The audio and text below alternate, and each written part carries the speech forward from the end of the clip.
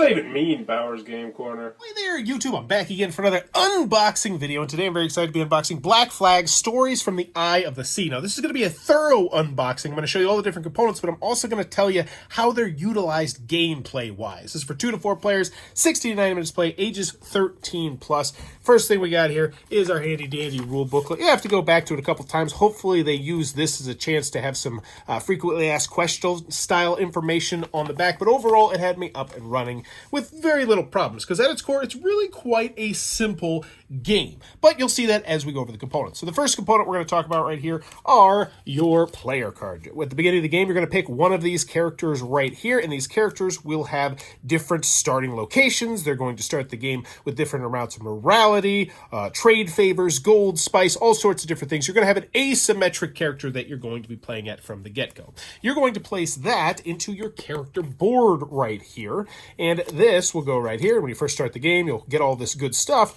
and then from this point on, this is going to be your hub. Now, around the outside, you're going to see a whole bunch of different little things. Negotiation, navigation, swordplay, skullduggery, captain's cards. You see, and these are going to be things you're going to be able to upgrade throughout the game. And so now let's talk about this little nifty component right here. So throughout the game, you're going to get to upgrade the different aspects of your sheet, your character. Maybe you'll get better at swordplay. Maybe you'll have better cargo guards because you want to protect the cargo that's going to be on your ship. Maybe you want better captain's guards. And when you do this, thematically, it's you adding more crew to your ship. So now, instead of rolling 1 dice for the captain guards, if someone tries to break in and steal your gold or your jewels or your gems or your treasure, you'll have 2 people there. So when you do a skill check on your captain's guard, you'll be rolling 2 dice. It's a really clean, clear system, and that is amplified by the next component that I really want to spotlight, which are these right here. These are double-sided player reference cards. They are super useful. They will spotlight all the different spots on the board, which we're going to talk about once we get to the board, but more importantly, what goods they sell and what goods they buy and how much coins you'll get. So it's a really clean, clear system right here. It also helps to remind you about how you can hire more crew and fleet advancement, and that's purchasing ships, because the other big thing right down here is that you have a little cube, and it marks how many fleets of ships you have, and that's how many cargo you can hold. So if you have 4 fleets of ships, then you can hold 4 different goods, which once again, you'll be able to sell at these different spots, because at its heart, this is a lot of a pick up and deliver game. Now, this is the commerce reference side for when you go to one of these 4 cool spots right here. On the back side, it has a full on-your-turn thing, because on your turn, it's really quite simple. You're going to move up to 3 spaces most of the time, and you can move more spaces if you're willing to spend morale tokens, which we'll talk a little bit about later. But then you're going to stop, and wherever you are, that's the action you're going to take. But once again, we'll talk a little bit about more of that when we get to the board. So let's keep going through the different components. So we got our different heroes. You're going to pick that. You're going to have your hero board. You're going to have this nice little score pad, which hopefully in the future will be double-sided. Once again, everything here is a prototype component. I do want to mention that. So when it gets to you, this is just for the people that made the prototype. So the final version will look much nicer and fancier, but it's a really useful one. It tells you how many points there are, and this is a little bit of a point-salady style game. You're going to be able to score points in a variety of different ways. Now, continuing on with components, we already talked a little bit about these barrels right here, but these are going to represent spices. It was tobacco, contraband, and cotton. And contraband is the one that is worth the most. If you can sell these at the Trader's Way, you can gain $5 a pop. That's a lot of cash. However, it's illegal to do that. And as we'll talk about when we get to these current cards in a minute, that can be dicey.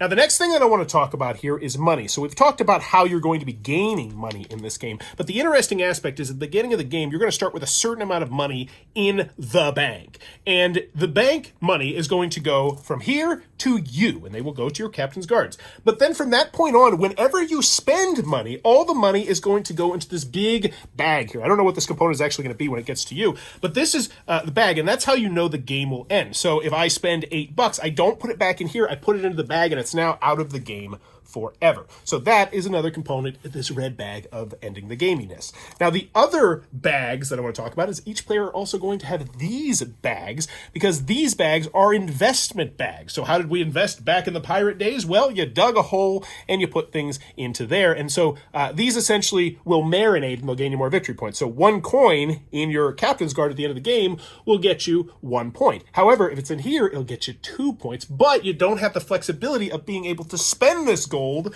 when interesting things happen. So let's talk about some of those interesting things, and let's take a focus now on the board. It's pretty simple. They called it a rondel, but there's really the outside, then there's the inside, and then there's the middle spot right here, which is a high-risk, high-reward spot. So essentially, if you're on the outside and you end your turn, which, let's talk about another component. Everybody's going to have their own little boat. Boom. If you end your turn on a spot around the outside, that's the royal current. That means that the royals take care of that area. It's totally fine. You shouldn't have too many things to worry about. Now, that being said, some bad stuff can happen on here. Trade ships might come up. So when you end your turn, after you move, if you end on one of these spots, not on one of the land spots, you're going to flip one of these cards, and there's a whole bunch of different things that'll happen. So this one has trade ships, and you can negotiate, or you can do sword play, or you can just ignore them. And also the other big thing is nighttime and daytime, because depending on the nighttime or the daytime, if you land on someone else's space, you can potentially try to rob them, and you might do it sneaky, or you might not do it sneaky. Cool morning hot coffee. So this one, sword play, negotiation are the options. Let's see what here. A rogue's delight. Under the crescent moon, you peer through your lenses. You spot a fleet of anchored trade ships. Skullduggery. So this one is, do we want to try to steal from their captain's quarter or steal from their cargo's bay? And when you do this, so you're going to roll these treasure dice that can potentially do. So let's talk a little bit about the treasure dice right here. So these are another component, custom. I believe these are D12 dice. And when you roll these, a couple things might pop up. You might get coins, which you know about. You might get this X, which are treasure cards, which we'll talk about in a second because there's a big old stack of treasure cards. Or you might get gems, which are worth so much money at the end of the game, especially if you decide to bury them and invest them. But people can also steal those because gems are in your captain's cards. Actually, I think gems are in a special secret place, I do believe. But anywho, treasures. So let's take a look at the treasures right here. A lot of them will be pretty simple ones. So this one, at the end of the game, 5 victory points. And they have different symbology on there as well to let you know if you need to reveal it or not. We have the magic feather. For the remainder of the game, gain +2 for all your maneuvering rolls. That is huge. So that means that you know you'd be really good at maneuvering, so you're much more likely to potentially go into the rocky waters in the middle, whereas you might not normally want to go in there. But when you get special cards like this, they can impact your gameplay. The magic anchor. For the remainder of the game, you +2 for all your seaworth rolls. So you're going to be much more likely to do things like that. Ooh, treasure chest. This one's just 20 victory points. Also mixed in here are some magical items that will do some various different stuff, like the mask. For the remainder of the game, you get +1 to your skullduggery. And there's lots and lots and lots of these cool little things. Ooh, what's this one? I want to look at this one. The tail. Toss this coin into the sea. When your ship's token is located in the eye of the sea, you immediately move from the eye without rolling. Oh, wow, that'd be super nice. Because let's spotlight the next component, which, of course, is the board. So we talked about how the outside is kind of like the cool, calm place where you're going to be flowing the royal current. You also can go in the middle, and by going in the middle, every turn you're going to get to move 3 spaces, but as you can see, 1, 2, 3 is going to be moving you further than going 1, 2, 3. And movement's really quite simple. As long as you're going either to the left, to the right, or forward, it's a legal move. So once you get to here, you start doing the Smugglers Run cards. And the Smugglers Run cards, well, these are when things can get a little bit dicey. Well, that one's basically uneventful. That one's a super lucky one. Storms in all directions. Our captain, it storms all around us. What are the orders? So this is seaworth or maneuvering. And now the interesting thing about this is, at the end of your turn, assuming you're not on land and you draw one of these cards, you don't actually draw the card. The person to your right draws the card, and then they read out the top part to you, and then, well, that's a bad example, and then you decide thematically which one you want to do. Do you want to roll for seaworth, or do you want to roll for navigation? But you don't know how bad it will be, because now let's talk about the next component, these 3 dice right here. The yellow means it's either going to be a 2, a 3, or a 4, and 4 is the least prevalent there. The orange means it's going to be a little bit more difficult, and the red means it's probably going to be pretty stinking hard, but you don't know that when you pick, so you're making thematic choices. But these will have all sorts of different things. You'll get treasure maps, you'll go on little mini adventures, you'll do stuff in there. Or you might rob people. You'll gain things. And honestly, you would think, the best spots are going here to do the pick up and deliver action.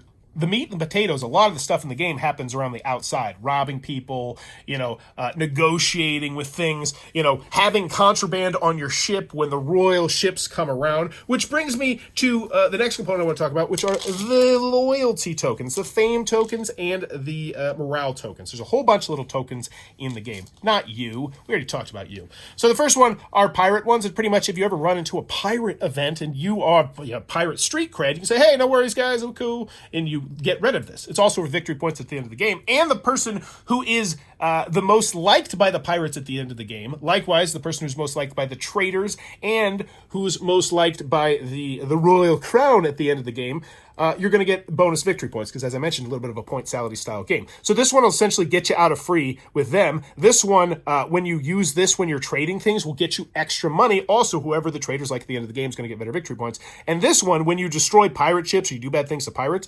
the royal guard hears about it, they like it better. But these are tokens that you're going to have that people can't steal.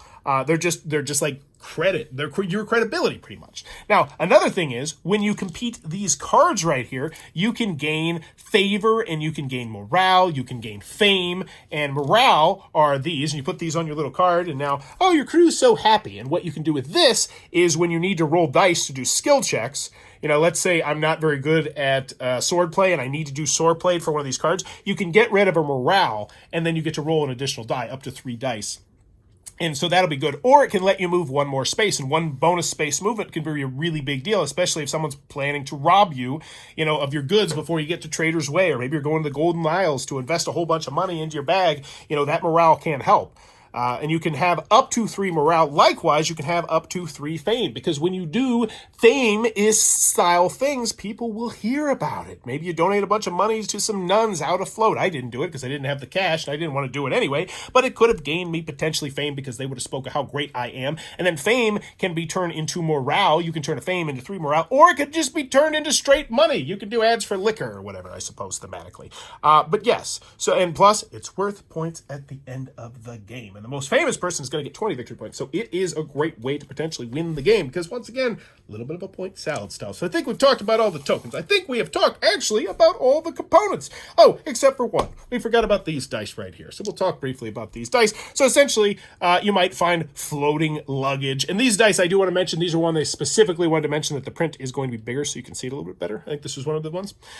But you'll find cargo floating out in the ocean, or maybe you'll sink somebody's ship, or you'll attack somebody, and this will tell you what you find. You might find treasure, you might find goods, and if you have room to put the goods into your cargo hold, you can take those, you can deliver those to the different spaces, which once again goes back to the player reference card. So I think we've talked about everything in Black Flag, Stories from the Eyes of the Sea, but that was a thorough unboxing of that. If you enjoyed this video, please be sure to click on that subscribe button down below. So I'm trying to reach 10,000 subscribers, celebrate my 10-year anniversary of making YouTube content. Also, if you're more interested in this game, be sure to click on that Kickstarter link down below. They paid me to do a video on this game, but I actually did a gameplay video, so technically I guess this video isn't paid for and that video was paid for, or maybe this video is paid for. I don't really care. I'll probably mark them as both, but whatevs. Anywho, bye-bye. This video is brought to you by all of my amazing Patreon supporters, and I would love it if you would join their ranks and have your name immortalized in the end of many of my videos for the end of time. But consider for only $1 a month, and as always, thanks for stopping by.